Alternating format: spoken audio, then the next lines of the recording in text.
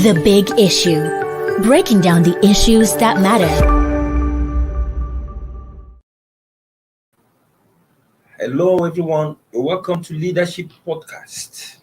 And of course, it's another edition of The Big Issue. First of all, I just hope you had a very wonderful weekend. And of course, for we over here, we did. Without wasting much of your time, we'll just go into the big issue of the day, which is PDP National Convention and matters arising. And as usual, I'm your regular host, and with me here in the studio are our in-house analysts, Chibuzo Kaibe and Austin Agbo. Good evening. Together, we'll be taking you on the big issue of the day. The People's Democratic Party at the weekend installed members of its National Working Committee at its national convention held at Eagle Square, Abuja. Well, they just concluded national convention of the party has come and gone. But the thrills and frills, as well as the impact it will have on the party ahead of the 20 general polls, have come to stay. And of course, one of them is that the governors of the party are said to be in charge of the party. And of course, they have also resolved to fortify its governors forum within the party as the most formidable and influential bloc in the party. And of course, they have taken over completely the party structures by installing majority of the members of the National Working Committee. And of course, they are out to produce the next presidential candidate.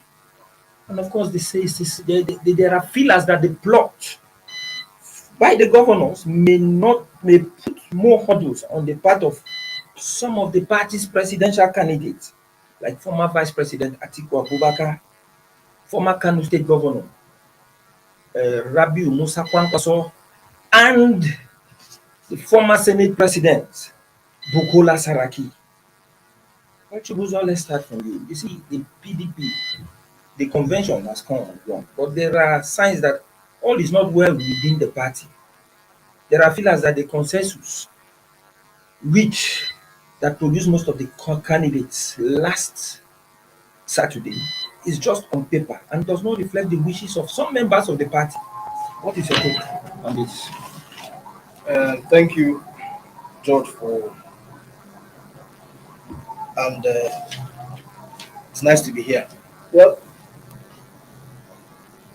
what is interesting is that the PDP has done its convention. In the build-up to this convention, there were so many fears and concerns and talks about how this was going to lead to the implosion of the party and all of that.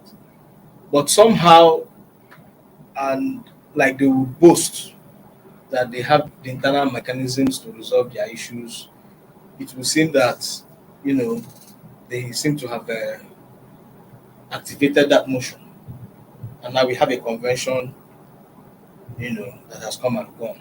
Well, with regards to consensus arrangement, even within their political party arrangements, PDP, APC, the concept of consensus is established, as a means of trying to see how they are going to make issues less rancorous, if you will, or reduce cost of the process and all of that. And as expected, not everybody would be happy or is expected to be happy with such arrangement.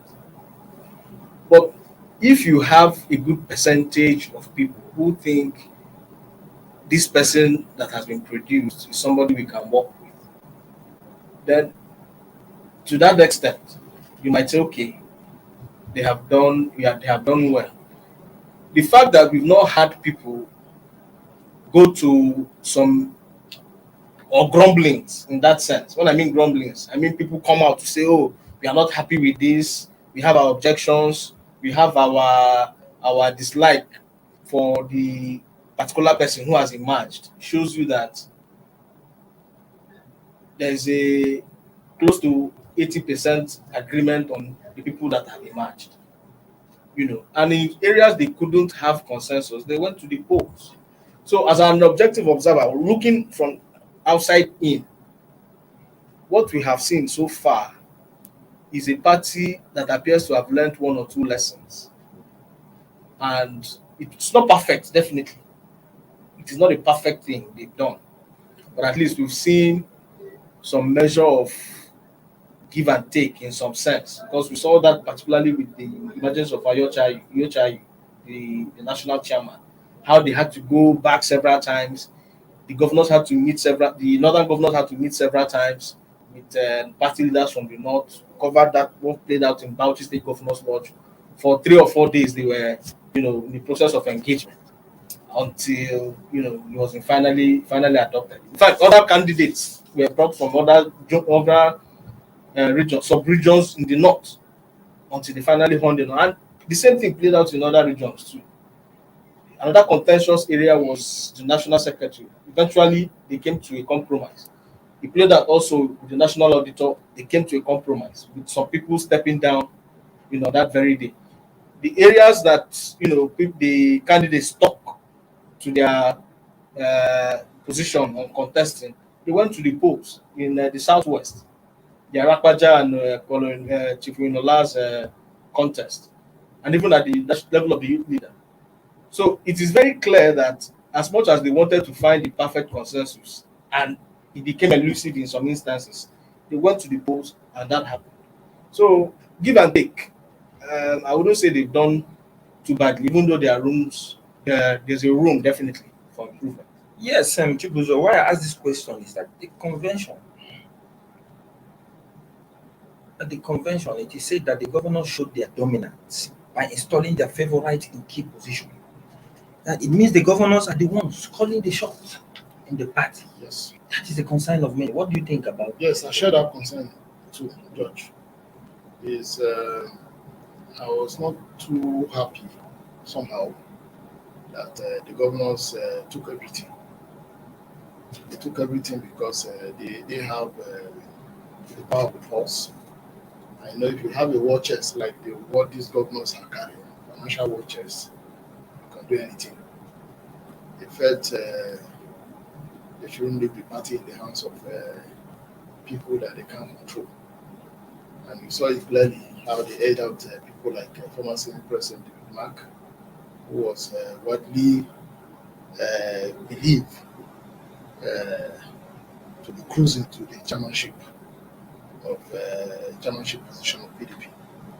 And you see what happened to Oyinlola, where the Arakpaja, who happens to be a stooge or a strong follower of Governor Makinde. I think these governors have this fear that those party members who have military background cannot be controlled, cannot be detected to, and they want absolute control. And that's what played out. They took everything. that? Explains why they were not too comfortable with the candidacy of David Mark. Yes, they're not too comfortable with Mark because Mark was one time a military governor and at the same time very powerful president. He has connections far and wide within the civilian and military populace, and such a person cannot be controlled easily by the governor's judge. You know that. But they forgot one thing, that look, if you are in opposition, because you are not in a position of advantage, all this thing they are doing, at the end of the day, we have to contend with a bigger force, the APC. And they need people who have this political clout, who are well rooted. Besides, followership to be able to fend off issues that will be thrown at them by the governing party. So it has come and gone. Kudos to the organizers, especially for electing one of the youngest NWC member, the national youth leader. At the age of 25. At just 25. Before we've seen national youth leader of 65, 50. Now he's no longer a youth again. He's a grandfather. But in politics, anything can happen. I was it gladdens my heart to see that PDP is towing the line of giving the youth opportunity to show what they can do. Imagine at 25, you're already a member of the National Working Committee of a major political party in the country. So by the time the young man will be 35, 40, is well cooked, is done in politics, to be able to take administrative decision well, and know party management very well. I think the Nigerian youth, although it will be a small advantage for PDP, the young man should I think, if he's smart enough, should use his good office to endear the PDP to millions of Nigerian youths. It's a good thing. The party did well. At least they came out with a few bruises. They came out clean, and all eyes will be on APC. That has over 90 state chairmen for 36 states and the FCT, and they have not even talked about the National Convention. I think they did well, pretty well. But even though the governors are fully in charge of the party now, we'll see how it plays out. Well, before we proceed, we'll quickly take a short break. And besides, you have been expecting our guest, Usman Okai Austin, a member of the PDP Convention Committee, is supposed to join us online. And perhaps it's expected that by the time we're back from break, he will have joined us. Well, we'll be back in a moment.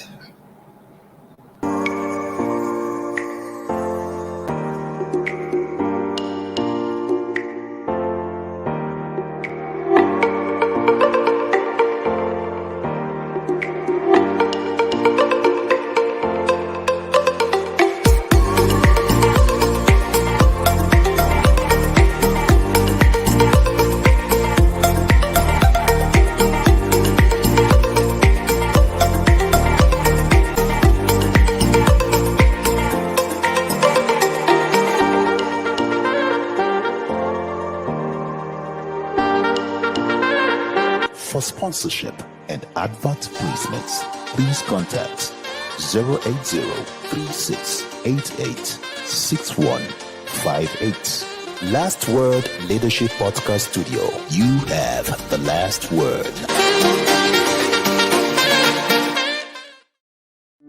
The Big Issue. Breaking down the issues that matter.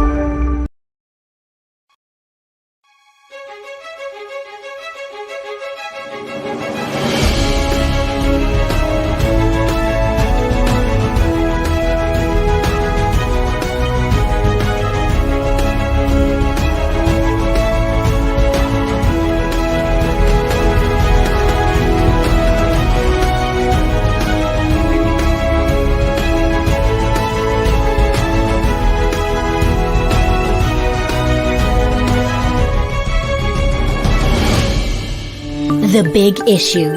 Breaking down the issues that matter.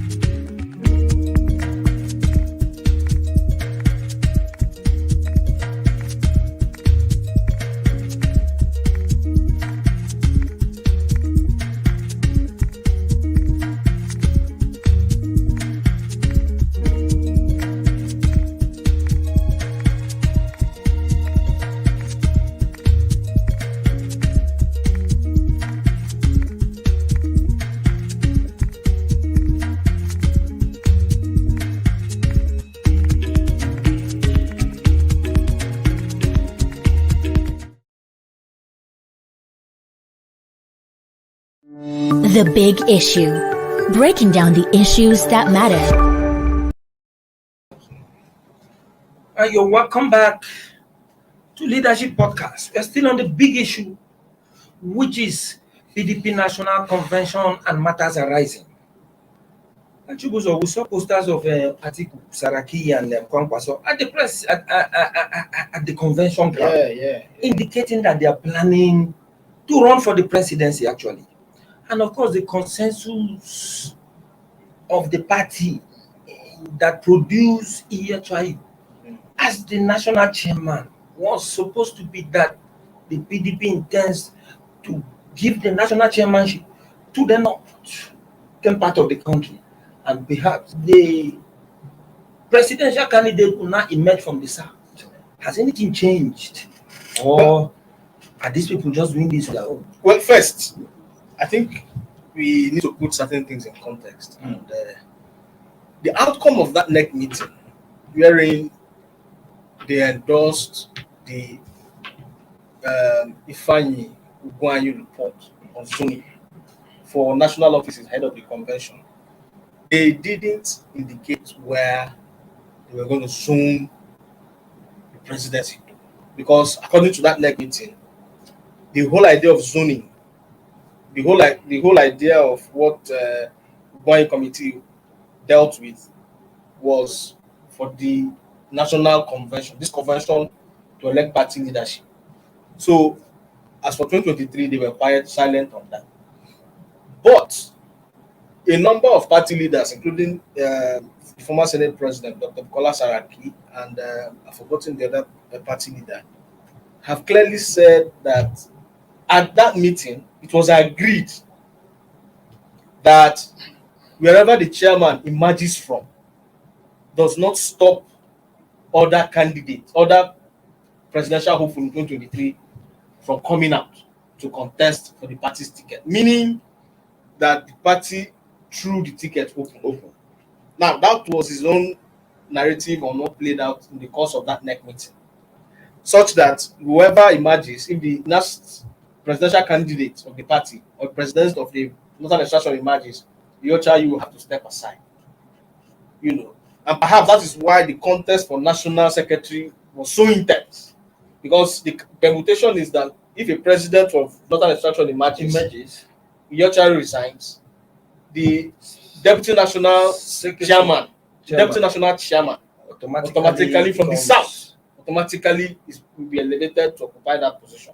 So that was why you had a very fierce contest between Arapaja and Uyilola, and we saw a young Makinde, let me use that expression, pulling the strings from the southwest, because that is where he has become the lord of the manor, in that region. So in that sense, that is what has played out. And it was not surprising that in the course of the convention, we saw an array of northern presidential hopefuls displaying their readiness, to contest for the tickets. In fact, not just displaying their readiness, I think they took the shine at that convention, because apart from the elections itself, which was already by consensus, and most Nigerians were not even, I think their focus was on these presidential hopefuls who were now plying their placards everywhere. Exactly. So it was a display of their huge fan base, a display of their fan base. And we saw that of Saraki had branded buses all over the place, even luxury buses and what they call the Sienna, buses, branded all through. We saw Atiku's men coming into the place, waving his banner. Whenever he says anything, they all, shout and all of that. We saw that of Tambuwa, the same thing as well. But I think the major attraction, the major attraction was the Kwankwasia thing. It was a spectacle yesterday on a Saturday. Immediately he came into the place, all we could see was a sea of heads, red caps everywhere, and they were just shouting and marching all over the place. They marched around the venue. He was, of course, he was with them as they marched around, making a clear statement that yes, I still control not just the structure in the north in Kano, but to a large extent the structure In the northwest. followership. In the northwest, no, I think we should sit it in the Something that northwest. looks In the still look northwest. something that seems So- like a so- cult-like followership. Exactly. So it was a spectacle to behold. So indeed, like you rightly pointed out, they actually stole the show because they became the full glare of everyone. It was a display of Yes. muscles. Thank you very much. Yes, it But came with flex. Paul, let's look at it. Imagine, just like Chibuzo rightly said, Kwankwaso, the kind of display Yes. showed that this is a man who is not just coming to test the water. Yeah. He is coming with this ecclesiastic passion that he will win. Yes. From what we saw of Saraki, Yes. Saraki already has bosses flooded everywhere. You know that He the took man over is the airport road. that guy, the former When they were Senate coming president, from is Ilorin. not just joking. He is burning in an unquenchable desire to Yes. become president of Nigeria. Uh, Whereas, the- let me. Whereas the governors elected on the platform of the party are planning to produce the next presidential candidate from among their ranks, which of course has thrown somebody like Tamboa on the advantage. And of course, we know that the ambition of Kwankwaso Saraki and Atiku has been put in a very tight corner, because if the governors will have such powers to control who becomes what during this last election, yes. then they can actually produce. Yes. And of course, you know that this shows that there's a cold war within the party. Of course, in politics, Is this Yeah. good? Is it a good development ahead of the 2023 election? It is. Competition brings out the best in us as people and anywhere. And that is why when you go into an examination, it's more or less like a competition. That is why you have A1, you have B, you have C. At the master's level, pass mark is from 50 and above.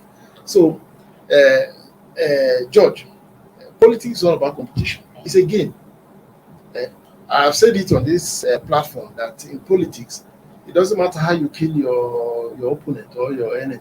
So the fact that he's dead with a gun, politically, yes, politically, anyhow, whether by smearing his name, by giving him back press, anyhow you do it.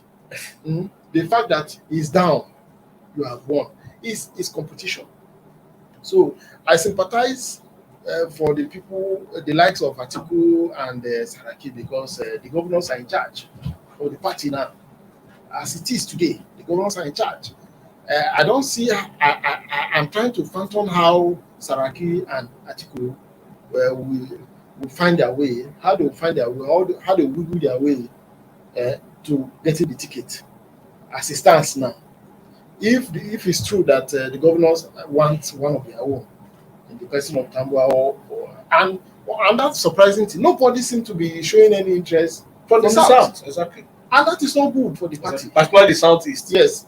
That have been kicking for the ticket. Yes. They've been kicking for the ticket. And nobody, I expect somebody from the southeast or somebody from the south to or southwest, at least flex a little muscle.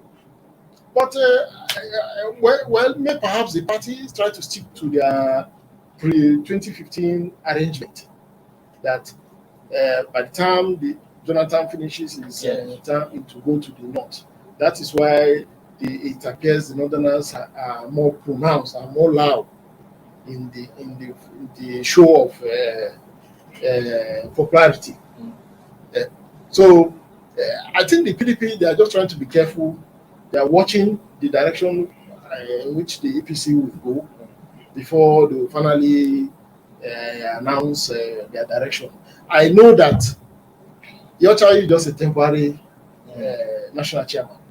It will swing to another region. But you can agree with me that if in the event where the PDP sticks to that the pre-2015 arrangement and produce a northern candidate, and APC now gives it to a southern person, you know the ABC has a very big advantage, because we are not talking about party here, we are talking about the generality of Nigerians who will always feel that gentleman agreement for zoning should stick.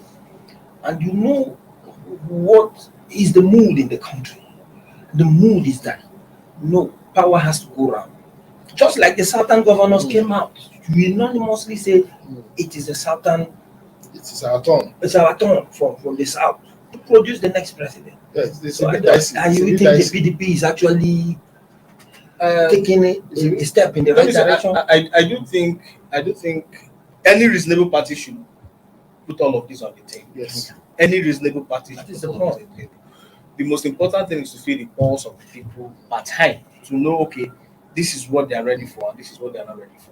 And that is why I think it will be quite difficult to see how a Tambua or a, it's even far more dicey for them, even when it goes to, you know, the north. Looking at the area of people that are already of communicated interest, the likes of Tambua and Kwankwaso, who come from the same regional geopolitical zone as the president, the Northwest. How feasible or how acceptable is it going to be for them to come from that same zone that just produced the last president? So it's intriguing to see how that plays out. That is on the one hand. As for Atiku, you know, it's also a dicey call, you know, at this point, because there's already the talk about fatigue and you again. There's this notion of you again, you know, that kind of thing. But on the flip side of that, they are saying when Buhari, you know, pushed his own case, he pushed it for so long that at the point he just said, okay, let's give him. And that perhaps is what Atiku is trying to swing Worked out for, you know, but I think what is much more critical is that the PDP does not lose sight of the issues on the ground. There are real critical governance issues that have to be addressed. One. Two, this NWC has to, I don't know how they're going to do it because they will not be resuming until December 9. So you still have the incumbent ones managing the affairs of the party between now and December 9. 1 month or thereabout is a long time. And we just pray that the party does a seamless transition so that the people coming in will be able to run with the new fire that they have. Because Nigerians want to see a different kind of opposition. And I think that is where the task is. How are they going to provide alternative opposition that is considered to have put its act right? Not just put your act right for internal purposes, but show to Nigerians that, okay, yes, we have an alternative to what is going to happen with education. We have an alternative as to what will happen with health. We have an alternative as to what will happen with transport, or virtually all the sectors. You know, before some time back, a clear manifesto, a clear idea of what they want to take Nigeria. not to be seen as It's a not just party enough that to just say, coming out to grab power. APC has failed, so Nigerians must accept us. No, no. And They should be able to show a clear direction of where they are headed. that party leaders should have started announcing to Nigerians where they belong in terms of all these sectional sectional governance, true, education, health, and things like that. Look, we in the PDP, this is what we intend to do. Sectorial. Yeah, sectorial. Exactly. Priority areas. Position that look, we are going to when we take over, we are going to allot 20% to education. We are going to allot 100% to this. We are going to control immigration. We are going to check our borders. Too many miscreants, too many nonsense actors are crossing our borders. Make some of these key policy pronouncements, so that Nigerians will know where you stand. Exactly. A little to the left, or more to the right, more to the left, or you are a center-right party, and things like that. I expect the party leaders should start talking things like that. That look, when we come, we are going to build 4 world-class hospitals, just like the National Hospital. We are going to build 6. We are going to bring in medical equipment that will discourage Nigerians from going to India. You know, you make big pronouncements. Exactly. That's what Nigerians want to see now. We are going to construct 10,000 kilometers of road across the federation, and these are the quality. We are not going to go by this old way. We are going to henceforth all federal road must be synthetic, just like the airport road that expand, contrast, and expand according to weather. These are some of the things Nigerians are willing to hear. Look at the local road since 2006, as if it's a cost road since 2006 till today. Federal government have Nigeria, well, I would say the present administration, Nigeria as a state, as a country, has unable to complete that road, has been unable to complete that road since 2006. A child born in 2006 is no longer is an adult now. And in fact, the portions that have been completed have collapsed even before the contractor finishes the other end of the road. So these are some of the issues Nigerians want to see. Well, these things are not. Let me just. And it's important too. They should tell us how they intend to design a cohesion map for Nigeria, because where we are today, the country has never been this divided in a long time. It is not enough for them to just wish that Nigeria will be united because they have come back. Let them show a clear map on how they intend to do it, because it is important. If Nigerians don't buy into what they want to do, it's as good as going back to square one. I can tell you that all these things are not there, because what we are now seeing in the PDP now is that the key actors, they are just interested in power grabs and nothing else.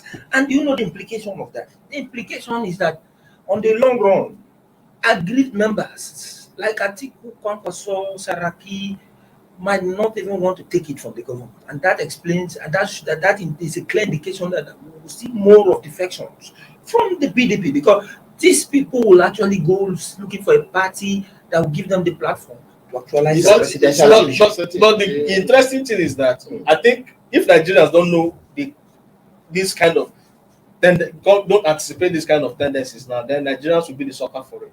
What do I mean? This is not the first time this set of politicians will be taking that kind of action. You know, they did this in the build-up to 2015, and look at where it ended. Not just Nigerians, but even them.